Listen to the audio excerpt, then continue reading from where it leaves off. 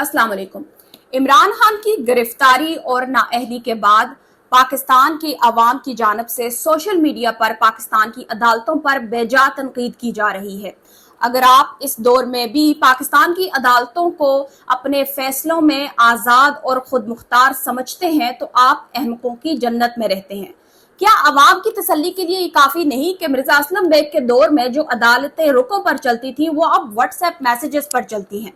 2018 में पानामा के केस के फैसला आने के बाद हमें इस बात का अच्छी तरह से इल्म होना चाहिए कि जिस जज ने केस में फैसला देना होता है आखिर वक्त तक उसको खुद भी अंदाजा नहीं होता कि इस केस का क्या फैसला आना है, क्योंकि यहाँ पर केसेस का फैसला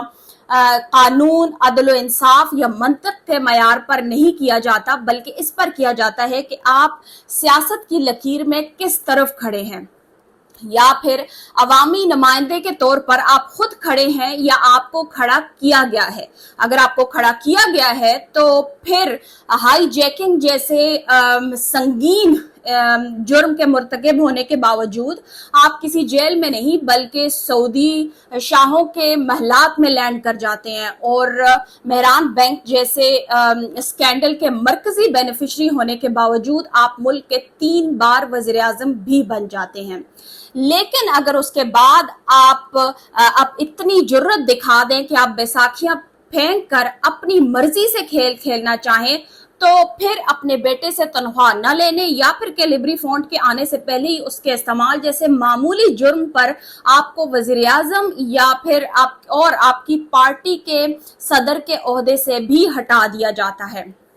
और अगर असीरी के दौरान आप फिर से रेफरी की शराइत पर खेल खेलना चाहें और इस हवाले से डील कर लें तो फिर आपको सजा याफ्ता मुजरिम होने के बावजूद एक खुसूसी तैयारे पर लंदन भी रवाना कर दिया जाता है। यही कहानी दूसरे खिलाड़ी की भी है कि जब मीसाक जमहूरियत के जरिए पीपल्स पार्टी और मुस्लिम लीग नून ने रेफरी की शराइत पर मुस्तकबिल में न खेलने का फैसला किया तो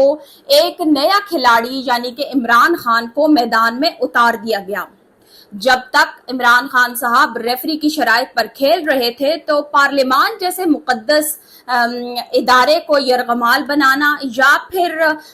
बनीगाला की जमीन की खरीद फरोख्त या फिर लंदन फ्लैट की खरीदारी के सबूत हो या ना हो, आप अदालतों में आपके हक में फैसला आता था और यहाँ तक कि आप आइन के आर्टिकल 62-63 के मुताबिक सादिक और अमीन भी करार दिए गए थे। लेकिन जो ही आपकी रेफरी से अनबन हो गई तो आप भी पाकिस्तान की सियासत की उसी कश्ती के सवार हो गए जो अहली नाअहली गिरफ्तारी या फिर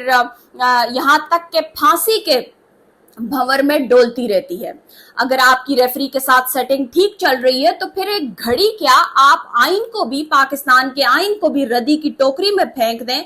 तो भी आप किसी जुर्म के मुर्तकिब नहीं होंगे। बल्कि अगर कोई सरफिरा जज आपको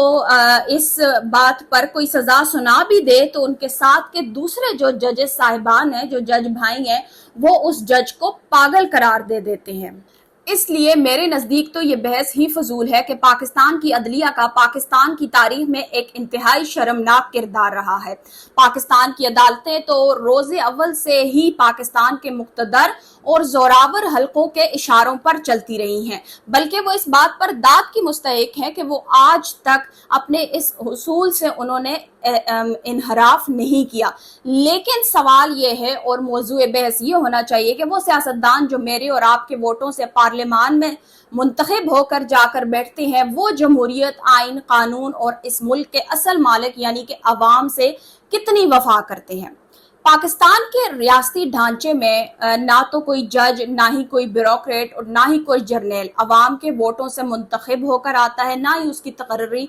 डायरेक्ट अवाम के वोटों से होती है, बल्कि वो सिर्फ एक ही तबका यानी कि सियासतदान है जिसको पाकिस्तान के अवाम मुंतखब करते हैं। लेकिन हमारे सियासतदान कई दहाइयों से अपनी जाती, सियासी और माली फायदों के लिए इस अवाम को धोखे में रखते हैं। हुसैन शहीद सोहरफर्दी के केस से लेकर जुल्फिकार अली भुट्टो की फांसी तक, उसके बाद सदर इसहाक और फारूक लगारी की 3 दफा पार्लियामान पर शब खून मारने से लेकर वज़ीर आज़म यूसुफ रजा गिलानी और नवाज शरीफ की नाअहली तक, और फिर आज इमरान खान की भी नाअहली और गिरफ्तारी तक। और इस सारे सफर के दौरान, इस सब कुछ होने के दौरान जो तवील मार्शल लॉ का दौर गुजरा है, अयूब खान, ज़ियाउल हक और मुशर्रफ के मार्शल लॉ का दौर, इस सब कुछ का जो खमियाजा है वो हम अवाम भुगतते हैं। मुल्क में सियासी अदम इस्तेहकाम की सूरत में, मुल्क में जबरी गुमशुदगियों की सूरत में, मुल्क में आज़ादी इजहार राय पर कदगनों की सूरत में, लोगों को अपनी जान बचाने और अपनी जान की अमान पाने के लिए मुल्क बदरी की सूरत में और मुआशी बदहाली की सूरत में, इस मुल्क के अवाम इन तमाम तजर्बों, इन तमाम नाअहलियों और इन तमाम गिरफ्तारियों की कीमत चुकाते हैं। और फिर सियासतदान हर 5-10 साल बाद आकर रेफरी के साथ एक डील करके फिर पार्लियामान पे बैठते हैं, और फिर उसकी सबसे ताज़ा मिसाल ये है कि शदीद तरीन जमहूरियत कुछ कानून साजी करते हैं जिसका बिला वास्ता या बिलवास्ता नुकसान अवाम को होता है। इसलिए ये जो म्यूजिकल चेयर है, अहली की गिरफ्तारी की, नाअहली की सजा की, जेल जाने की, इस म्यूजिकल चेयर का ये जो खेल है, इसमें जो नई एपिसोड आई है, इसकी सबसे ज्यादा नुकसान ना तो हमारी एस्टेब्लिशमेंट को होना है, ना ही हमारी सियासी जमातों को होना है, ना ही इस मुल्क के किसी और इदारे को होना है, सिर्फ अवाम को होना है। इसलिए अवाम अदालतों के माजी के किरदार और हाल के किरदार पर बहस करने की बजाय, यानी कि उसका किरदार तो